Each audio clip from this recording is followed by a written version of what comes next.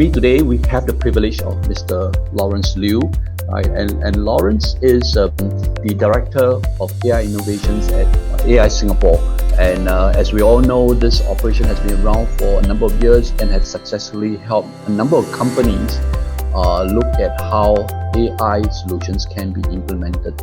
In fact, the AI problem statements that most of us think work go through a very intensive discussion with his team at AI Singapore, and they kind of go through a fantastic methodology on how things can be put together over a 7 to 9 months period for the industry.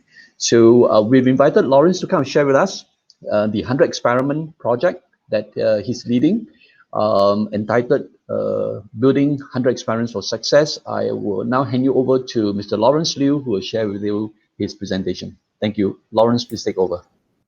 Okay, thanks Oliver, for inviting me to share what AI Singapore is doing in terms of 100 experiments. Just very quickly, AI Singapore, we were started back in 2017. I am the first employee of AI Singapore.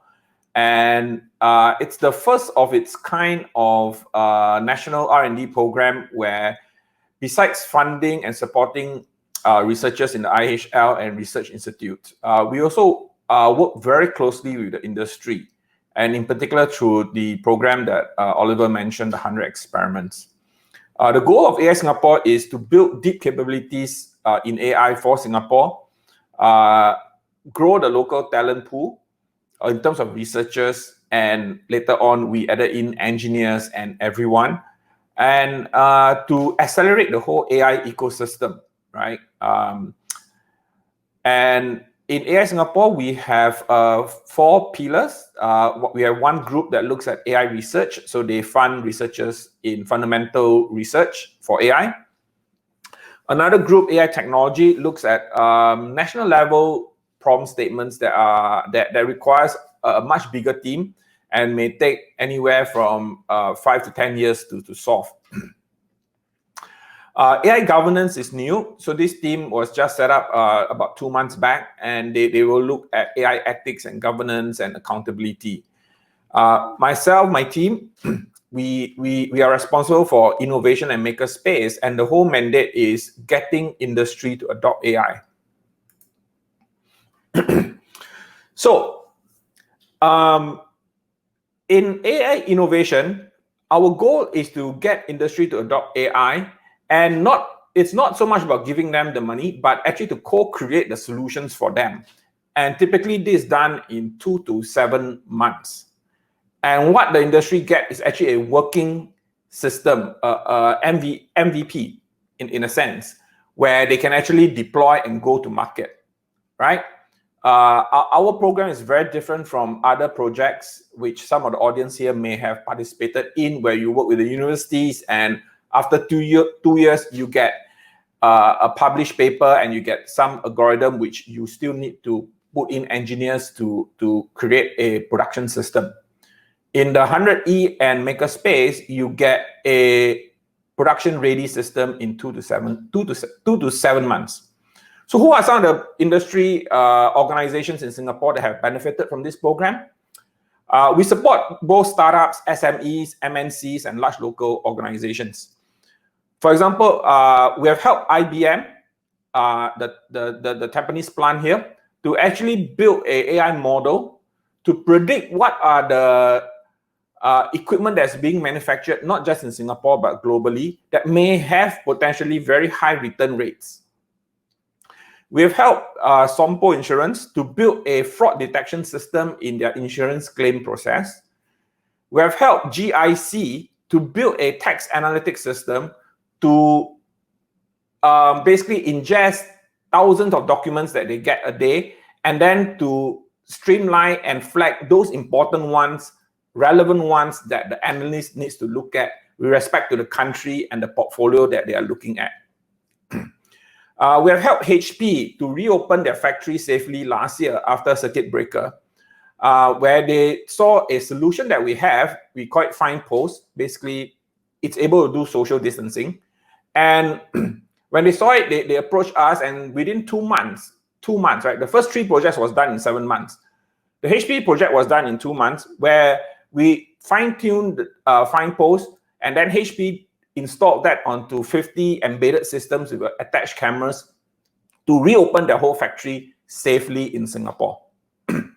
We have helped our SME partner, UParcel, and you'll hear from William later, on route aggregation, so that on their delivery platform, routing can be done in a more intelligent manner. So what we are talking about is real-world AI projects that the AI Singapore team is helping companies with. So the way it works in terms of 100E is this: a company will come to us and say that we have this problem, we think AI may be suitable.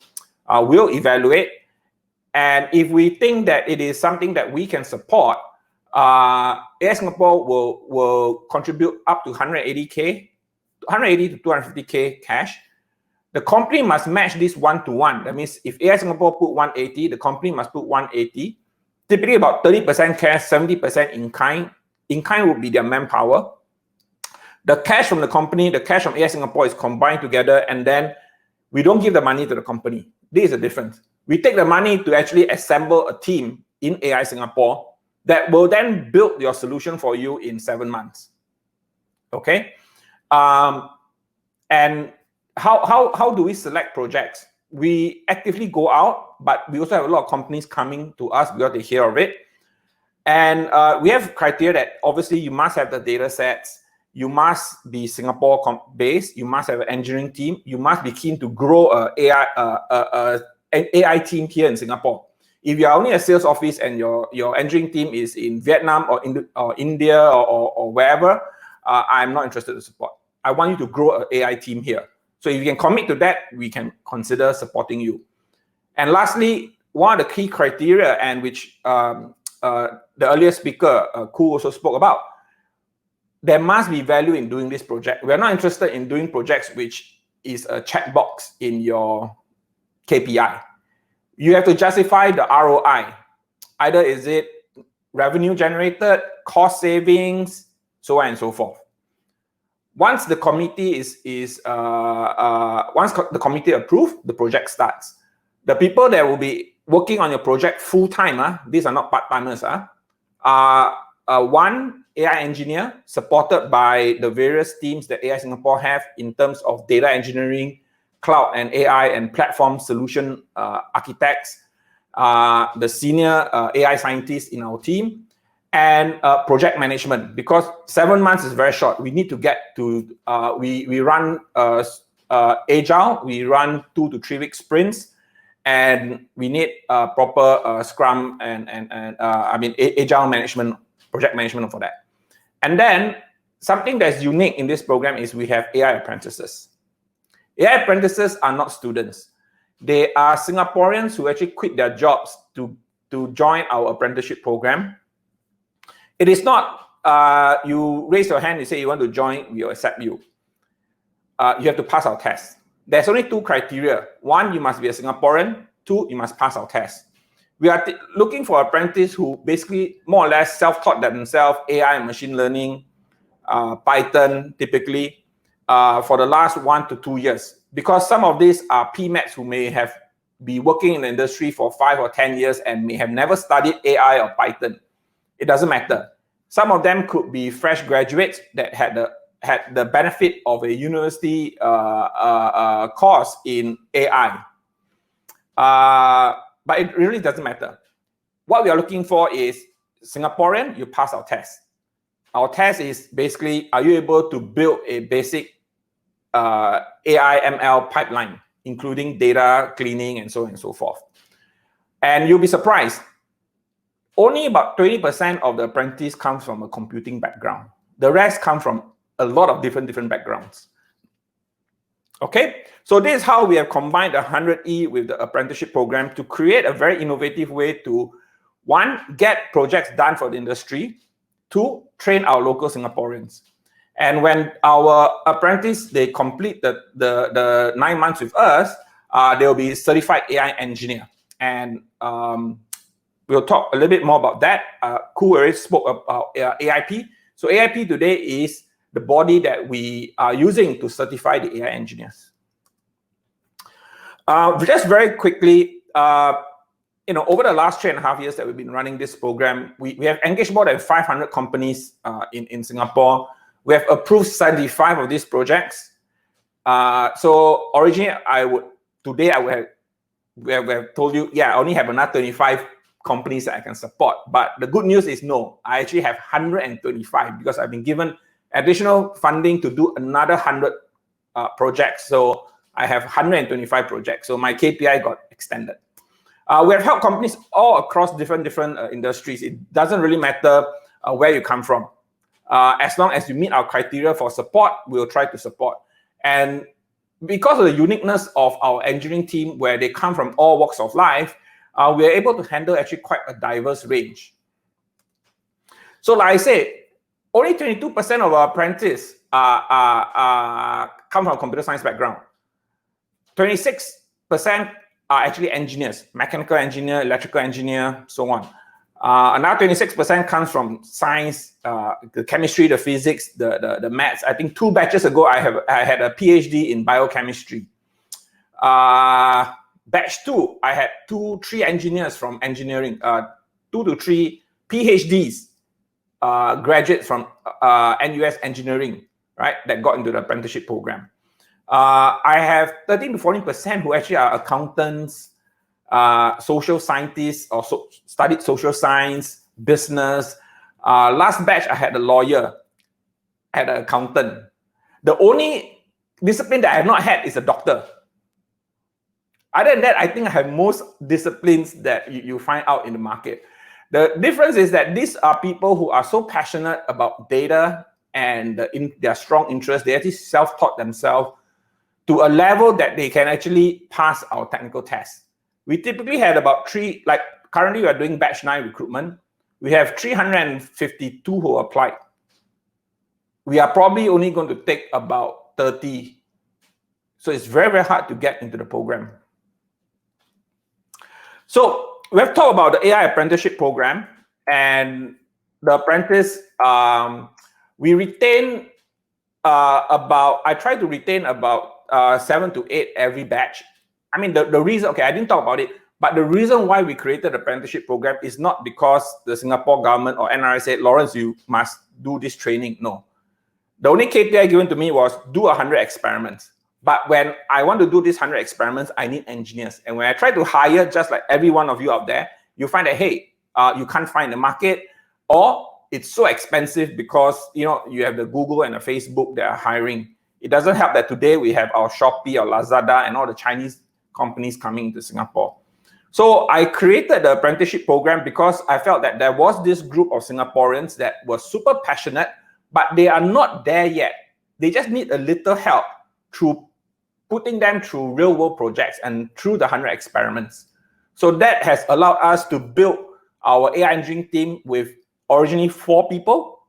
Today, I have more than 60 engineers, right? And of these 60 engineers, more than 50 of them came through the apprenticeship program.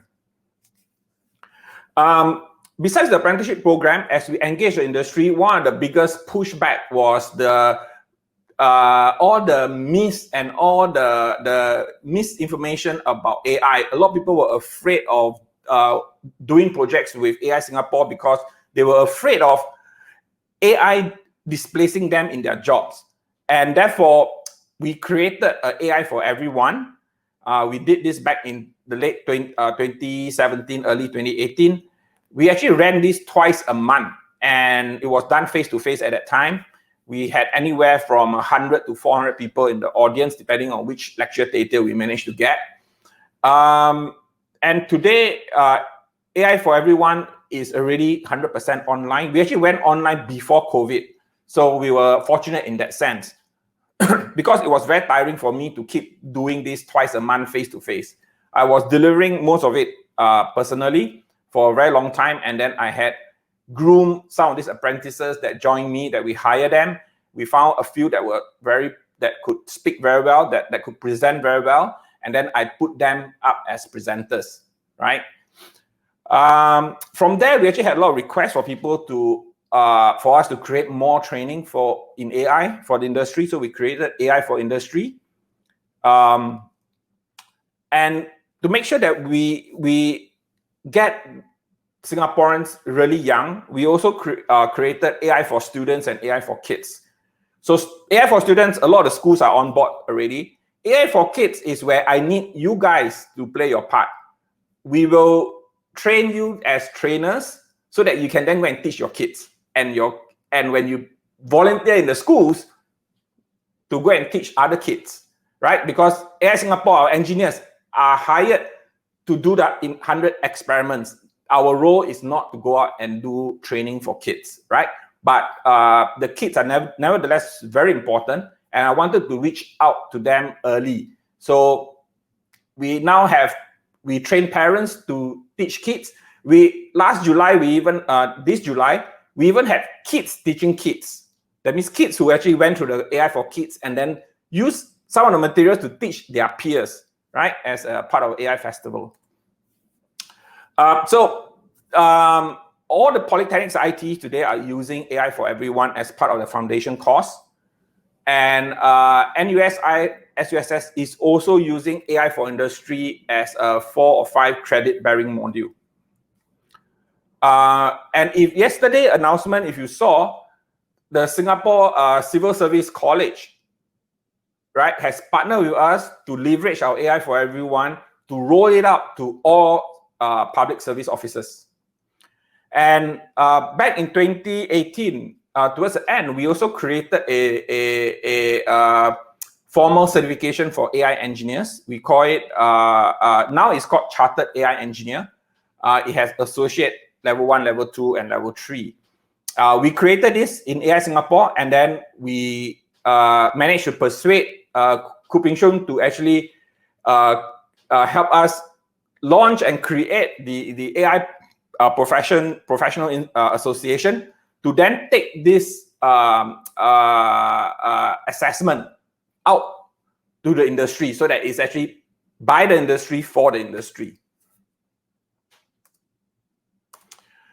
In AI maker space, besides the 100E where we could help some of the bigger SMEs and startups that are further along the way, we also had SMEs who came to us and said, well, your 100E is too expensive. Do you have ready solutions?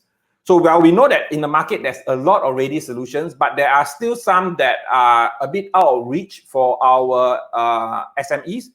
So we actually created some of these pre-built AI solutions in the areas of computer vision, natural language processing, especially Singlish, Malay, Indonesia, Thai, Vietnam. So we actually have a Southeast Asia core NLP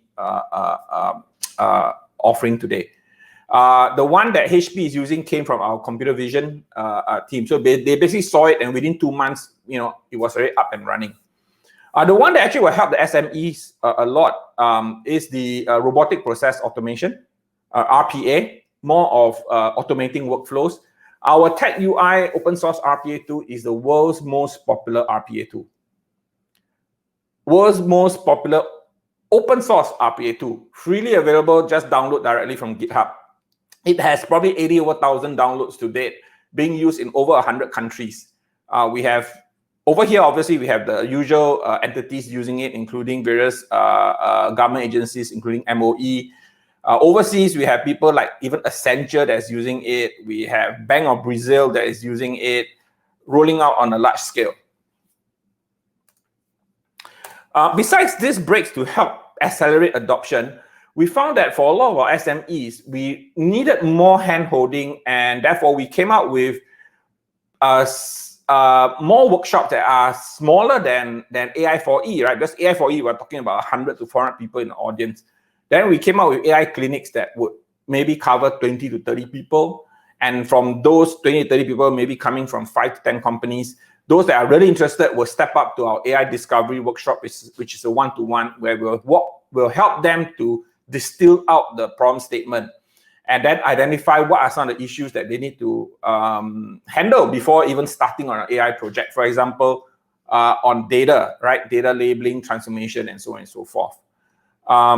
Through this, we even created a new apprenticeship program called the AI Data Apprenticeship Program, where we train typically more senior PMATs and maybe diploma holders to actually, at least they get into the AI job market by being able to do a lot of this data labeling, transformation, cleaning, and very, very basic machine learning. So, one of the things that we created, and which my colleague will talk in detail much later, but I just wanted to use this to wrap it up, is AI Readiness Index. We have engaged more than 500 companies in Singapore, and over the last 3.5 years, we have distilled some best practices, and we found that we could actually classify our enterprises into 4 categories: AI unaware, aware, ready, and competent. It could be one organization, or it could be a very big organization and smaller departments that could. A big organization with multiple departments could actually have a mix of AI unaware and AI aware. It doesn't really matter. The assessment is all online. It's only 15 minutes. You don't need to pay for an expensive consultant to come in and tell you what you can actually find out yourself in 15 minutes. Just go online and get that done. And this is how we classify them, right? AI unaware are companies that basically have no idea, and they are waiting for vendors to come tell them what is AI all about and what are the solutions they can need. AI aware are those that know about AI, and they're actively out there seeking for AI solutions. AI ready are organizations like AIBotics, who has a digital platform, very savvy, but they instead of building their own AI algorithm, they are working with partners, could be SI or could be AI Singapore, to help them build AI models that integrate into their system. The AI competent are those organizations that can build their own models. So people like, obviously, like AI Singapore, Google, Microsoft, and so on and so forth. Now, by creating this, what it has allowed us to do is for my BD team and our partners and ecosystem partners, when they engage with companies, they'll know what programs from AI Singapore we can position to them, to the companies that are coming to us, okay? So for people who are AI unaware, I mean, we will not tell them, let's do 100 experiments. They're not there yet. We need to get them to be to move from AI unaware to aware. And that could be through AI for everyone and AI clinics. So our goal is not to get all SMEs from AI unaware to AI competent. Neither is our goal to get our large enterprises from AI aware to AI competent. It does not make sense. I do not want our Yakun to become AI competent. Why? Why would Yakun want to build an AI model? Does not make sense. I want Yakun, who probably is AI unaware, to become AI aware. That's all. As long as they are aware, they are using digital systems, they are using applications that is smart, that has AI and so on to help them in their business, that's good enough, right? So the whole idea of this AI Readiness Index is not to get people to move from unaware to competent, but 89% from unaware to aware. So I'll just wrap up. We have done a lot of programs, and a lot of other governments are working with us to try to figure out what they can adopt. So Egypt is one of the first to actually came to us to say that, no, I want to use your 100E and apprenticeship program. Can I license it? Can you teach us? And they have also taken our AI4E, and they want to basically do this apprenticeship program and AI4E to basically upskill their whole nation. So our apprenticeship program and 100E is actually open. I'm open to share it with other organizations in other countries. Thank you. Thank you very much, Lawrence. That's really exciting. In fact, there's so much that you can share, and the audience are all listening.